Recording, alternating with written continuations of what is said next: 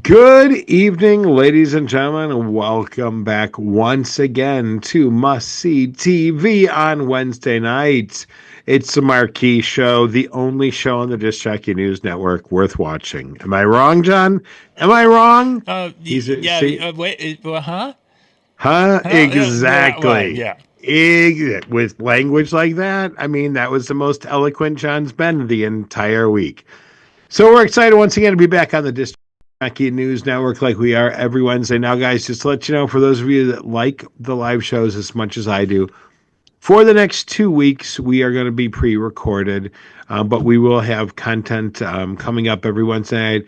So when you go to comment and I don't respond or address you, it's not because I don't care. It's because I'm not there, is really what it comes down to.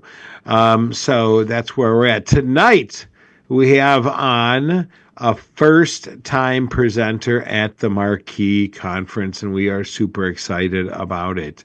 In fact, if memory serves, Luke, you were at you were at Marquee Show #1, weren't you? Like the inaugural one in 2018, I think is what it was. Sounds about right. I was definitely there the first Yeah. one, and I Yeah. went back to the second one as well. So, Gotcha. Very good. And he's back now as a presenter. So we are excited to have him. So some people know you, like your mom and your wife and that, and most people don't because you're not what I take great pride on is finding people like yourself that have got a lot to share that I'm able to give a platform to, and then all of a sudden they go on to speak at every DJ show known to man. No, but they go on to be well known. Like Chris Washburn was an unknown when I saw him speak at Wedding NBA. Shannon Tarrant was an unknown. Troy Adams was an unknown. A little guy named Alan Berg was already really well known. Let's be honest. But I will say this: I brought Alan Berg on just, I'm going to say, like a month after he left the Knot. So he was well known, but not in the DJ capacity. And so that was that. So yeah, I take great pride and I'm excited for you to be our next big unknown to known. So for those people that don't know you, tell people like where you are, where you're from, a little bit about you, why you like Chicago style pizza better than anything in the Connecticut, Rhode Island area, all that good stuff.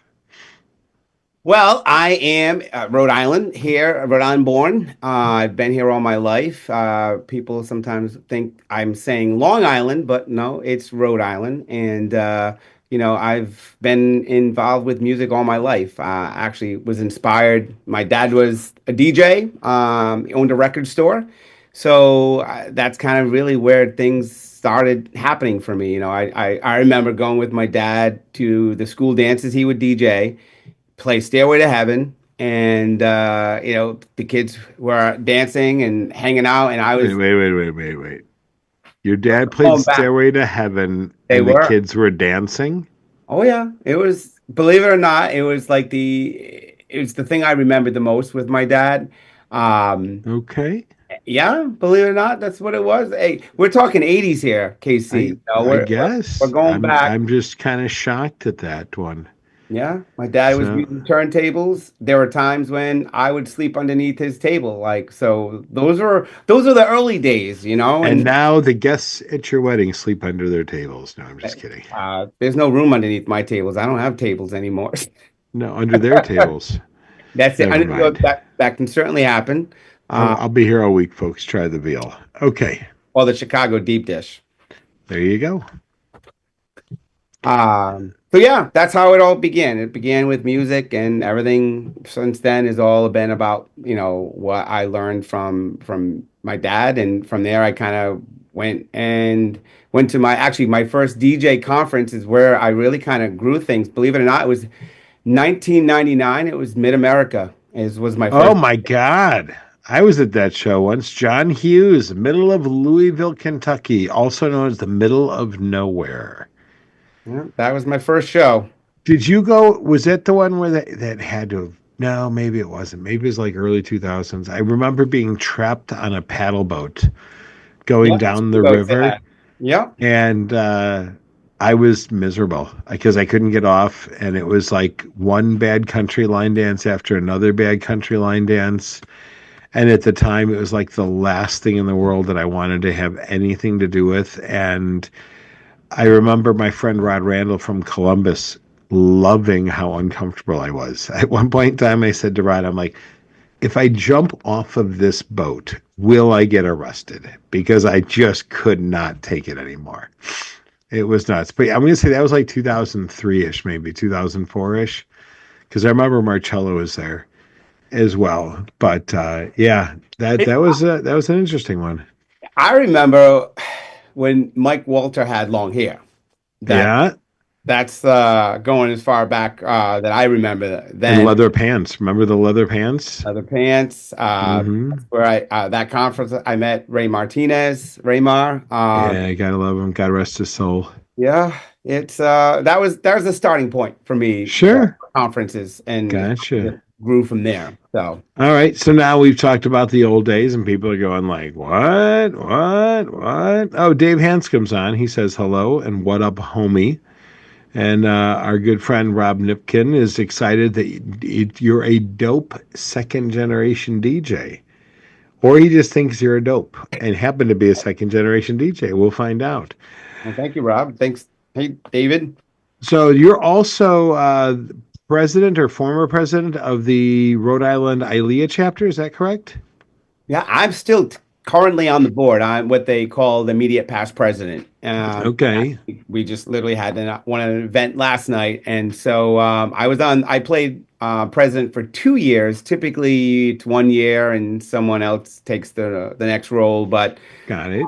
I took a 2 year role as president, and then this past year has been my immediate past president role. So we were a chapter that was starting to fail, and well, because of COVID and everything else, people weren't really attending events and Sure. in-person events. And last night was anything but. It was Right. so I was involved with that. I was on the board there. I sat on the board for NACE for Mhm. I think 2 years, and then I was the Chicago ADJA president for 6 years, maybe somewhere in that neighborhood, until eventually the chapter just folded. And part of it was I was just extremely tired, and there was no one to take over, and that was it, which is the kind of the tale of a lot of organizations. But the reason I bring it up is you're a member of what other organizations? So I am part of MPI New England. Okay, Member for a couple Meeting of years. Planners International. For those of you that don't know it, go Uh, on. and also, I just joined a couple of months ago, WIPA Boston. Okay, which is Wedding Industry Professionals International. Is that right?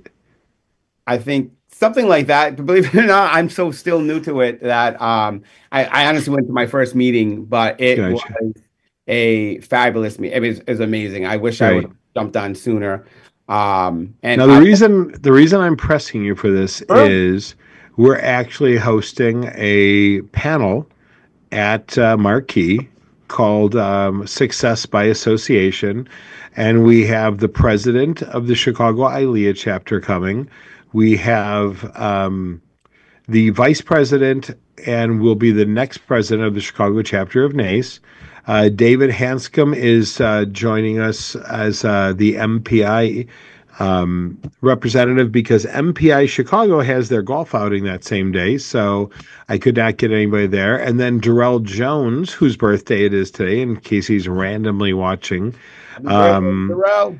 he is a board member and also a DJ on the WIPA chapter of Chicago. So um, it's just kind of serendipitous that you happen to be on and part of all of these different organizations. And so we're going to talk at Marquee on that panel about what these various groups are. And even if you don't have them in your area, what groups might be worthwhile for you to do. And most importantly, when you do join these, what are some of the behaviors and the best practices that that you should be partaking in, so that you get the most out of it. And Dave Hanscom just cleared it up. Wedding Industry Professional Association. Yeah, I guess I said international or something, so I would have been like whippy. Whippy! Anyhow, thanks, David. So that's one of the things. So now let's talk about, we know your background, and you've got a successful multi-op, and you've been in business since when exactly? Well, starting with my dad, 1983. Okay. Me personally, on my own, 1993. Okay. I was a sophomore in high school, and I was paying someone half the fee for me going out to be my driver because I was 15 and I couldn't drive, and I Got needed it. someone with me. So that's when I really went solo on my own. So bottom line is you've been doing it forever. Yes, Okay. pretty much. Good. Now we've got your background. We know who you are. You're in these different organizations, and we know you're a trade show junkie because we talked about that too. As am I, and you and I both believe that education is the key to success, or one of the keys, other than hard work. And I say this all the time whenever I speak anywhere. The fact of the matter is, the most successful people read the most amount of books, do continued education, continue to have coaches, and their success is not by accident. Okay. Even luck for me is where hard work and opportunity meet. And that to me is where luck actually does indeed happen. So, that being said, we're excited to have you. So tell people the title of your seminar or overall and kind of what you're going to be talking about. And you're on Wednesday. No, you're on Thursday, right? Thursday, I Right. I believe. believe you Yes. have me on Thursday. Yeah. Yep. Yes, so making it to the finish line is my seminar topic, and the reason why I really selected that, is if some of you have followed me, or if you haven't, and you start looking into some of where my past came from, I started running a few years ago, and most recently, well, last year I ran the Boston Marathon, which was like the creme of running marathons, and Except for the Chicago Marathon, but that's a for the different story. Chicago, and I will tell you, I I'm am looking kidding. to run the Chicago in the future. So Well, there you go. I will let you know, Casey. If you come out, I won't be there. Come on, you're not gonna have a deep dish pizza I'll wait have, at yeah, the I'll be end? handing them out to you about halfway through, so you never make it to the finish line. Appreciate the support. There you go. I know. I want you at the end versus in the middle of the No, race. yeah, I'll be there. I'll high five you There and you be go. like, dude, you stink, you smell. No, but no, go on. So you started running, you ran the Boston Marathon, and I just busted your balls for it, even Oh, though I wow. don't think I could do 27.1 steps, let alone, isn't it 27.1 miles? 26.2. Okay. So I'm an But overachiever though. you're in So the ballpark. yeah, it's a long Um, way. it's a lot. Either way, any way you Right. look at it, it's it's a lot of time and dedication. And so as I started, I couldn't run, and I went from running around the block once to doing a 5K and so forth and so on until I ran Hmm. my first marathon. And I started using that time for me to get more, because I run on the street. I don't run on a treadmill. And so for me, I use that time.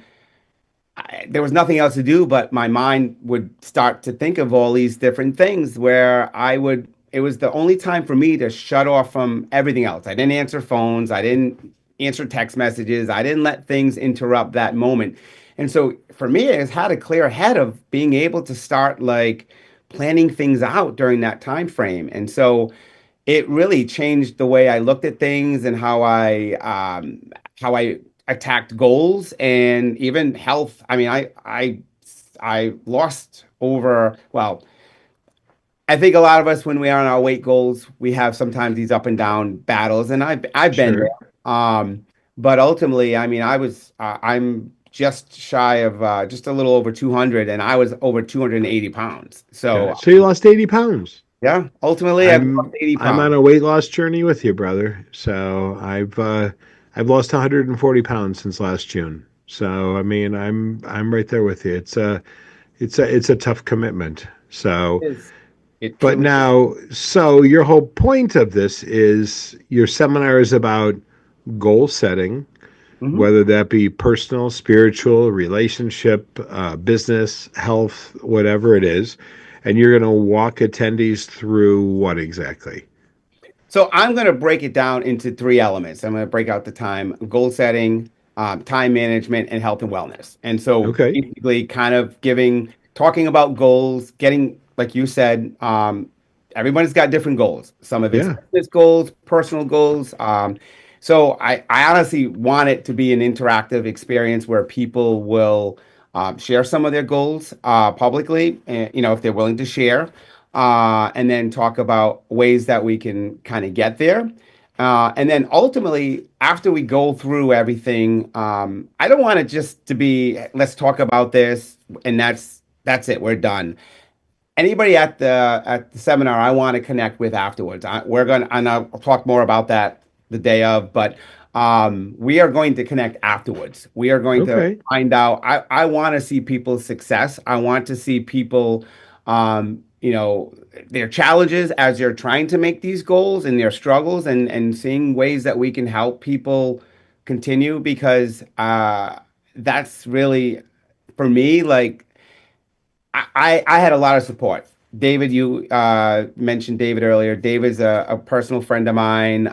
Yeah. At a conference, him and I honestly talk all the time, and a lot of times we do a lot of connecting with each other, and staying relevant with some of our goals and things. And so I kind of want to have that same element with people out there that want to have somebody to connect with and talk to. So I want to see the success, and I think it's a matter of having someone to be able to talk with. So after the seminar is done, I'm going to connect, and I'm going to set up a future date to see where people are at. I'm thinking probably about a month's time, Okay. and then honestly, I'd like to continue keeping progress and It's a little seeing. bit of coaching, a little bit of accountability. Yeah, really, and I really think that's what it comes down to. So, the first part, the time management element of it is also, I'm sorry, the second part is the time management. Goal setting is the first. Time management is really how can we get to these goals? What's realistically going to be the way to get there? And there's not going to be one right answer. It's going to be something that develops over time, but we're going to look at different ways and approaches, and how can we get to that point. And then the third part is going to be about the health and wellness. And Right. for me, as I started to alluding to beginning, like that actually opened up the doors for me for my time management, and also kind of my goal setting, because while I'm out there running these, whether that you 5K or a marathon or whatever, Sure. I was doing all this in my head, and then it helped me. So the three elements there really continued to help me get to the finish line. Okay. And that is why I really selected the title and the three elements there that I think are really going to help us get to where we need to be. Gotcha. And one of the things I'll say when it comes to time management, and I bring this up all the time, you have the same 24 hours as the homeless man and the billionaire. Okay. That's it. You might have a lot of different things in your life. Some of you may have kids. Some of you may not be in the best relationships. Some of you might be in abusive relationships. Some of you might, be ready to give up, and others of you want to kick down the doors. But the one thing when it comes to time, we all have the same 24 hours. So when people tell me all the time, I don't have the time. I dated this wonderful girl. Her bedroom was a disaster. I mean, a total disaster. And I operate from a total opposite point of view. I'm not OCD, but I am so busy generally that I have to be organized all the time. And she said to me, she goes, I don't have the time to be organized like you. And I told her, I don't have the time not to be. And I had told her once, just take one day, just one day. I challenge you to just clean up your room, organize every drawer, every closet, everything you need. Make a list ahead of time. If you have to buy more hangers or whatever you got to do, just do it once, okay? And And trust me, when you get into that zone and you're there, it's like a dance floor. Nobody wants to be the first one out there, but nobody wants to be the one to leave either. Once she got herself organized, she never went back to having stuff all over the place because she worked so hard to get it that way.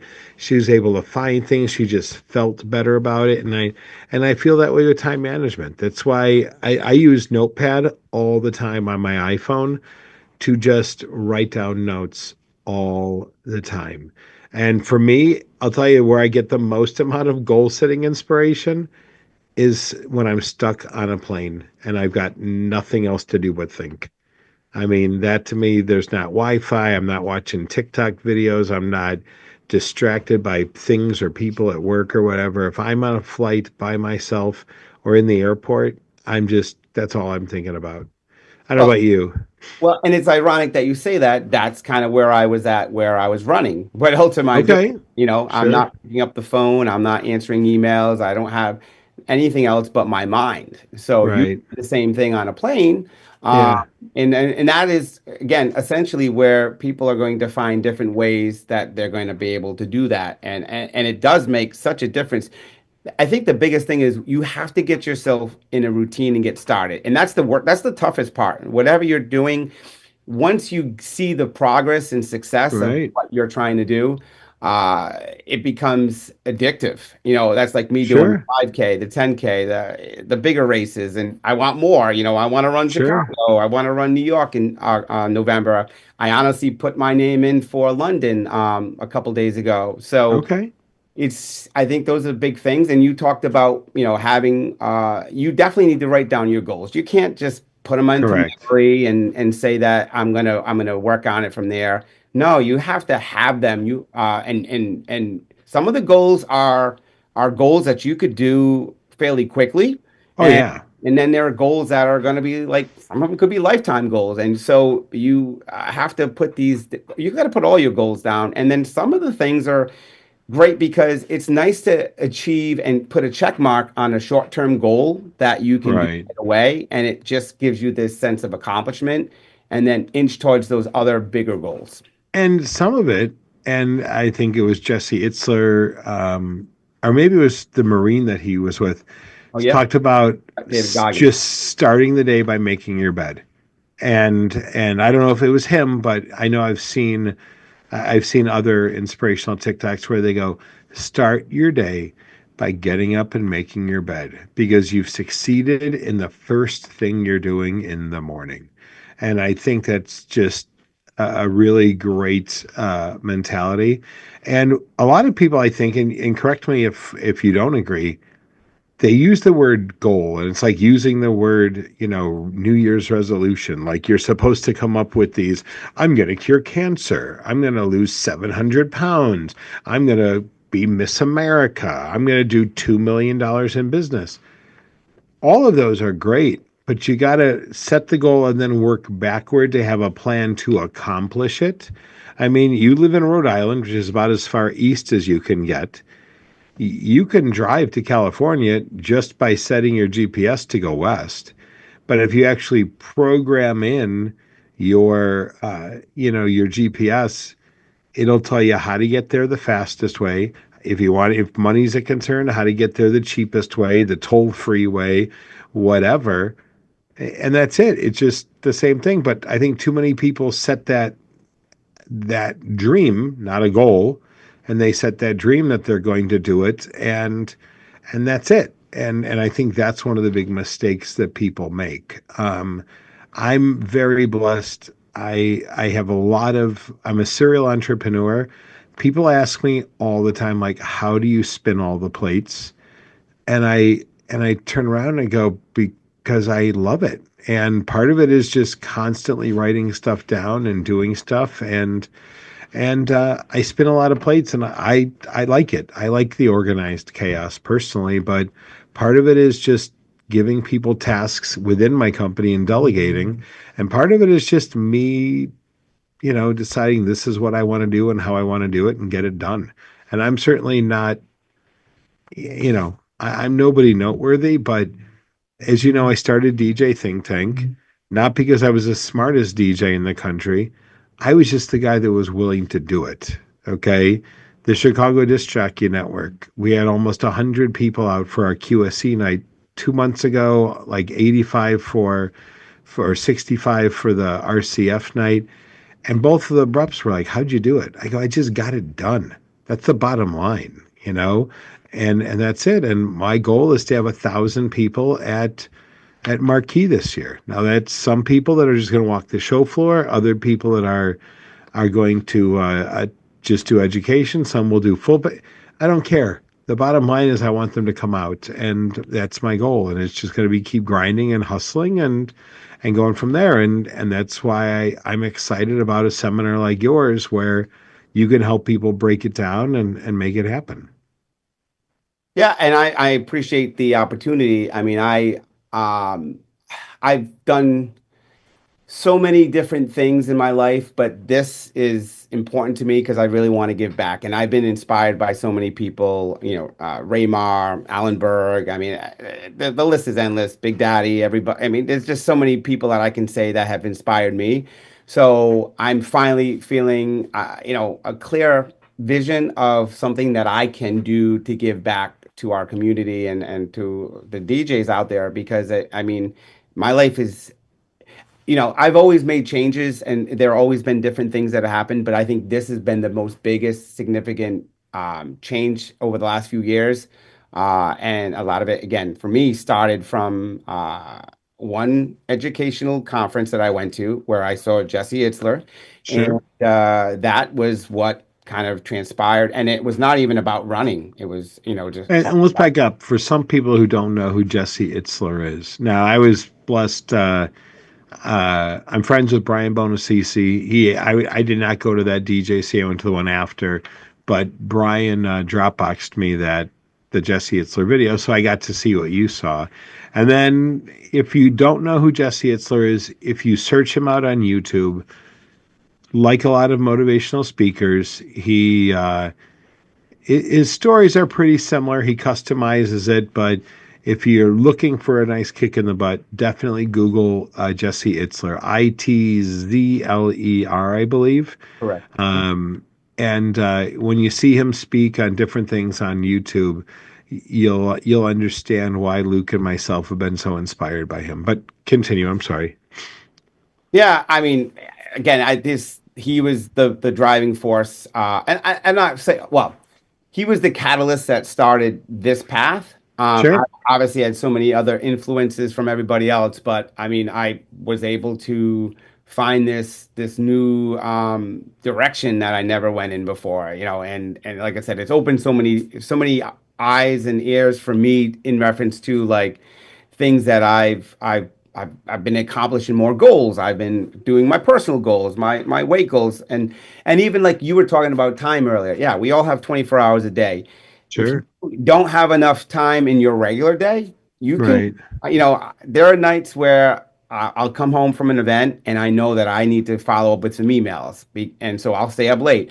Or I might get up early in the morning and do a run because I know later in the day I can't do it. So I have to start my day even earlier. So those are the choices. I mean, we all have choices if we want to achieve these goals and we know our time in certain days because of other commitments are narrow, then you may have to say, hey, I'm going to get up and start my day a little earlier, or I'm going to end my day earlier, or a combination of both. Or there have been times, Casey, in between events, Hmm. I would literally like I was doing a tasting for an event, and they had two tastings. There was an hour break in between. Literally in that hour, I had to change of clothes.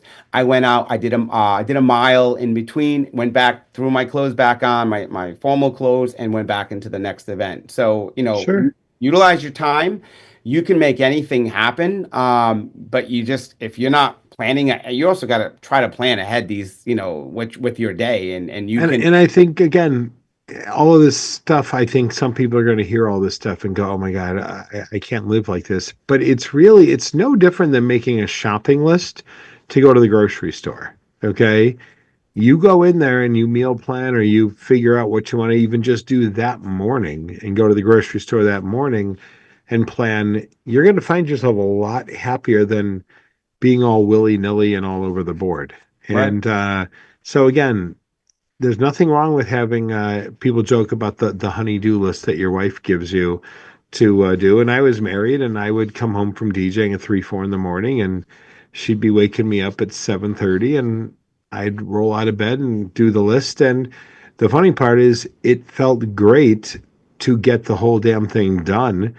And then I could go take a nap in the afternoon or whatever, or my in-laws or my parents came over. We had Sunday dinner all the time at our house, and that was it. But again, it was just a matter of figuring it out. And not to sound like the old guy, but today's young people, they need a good healthy dose of it. You just got to get it going.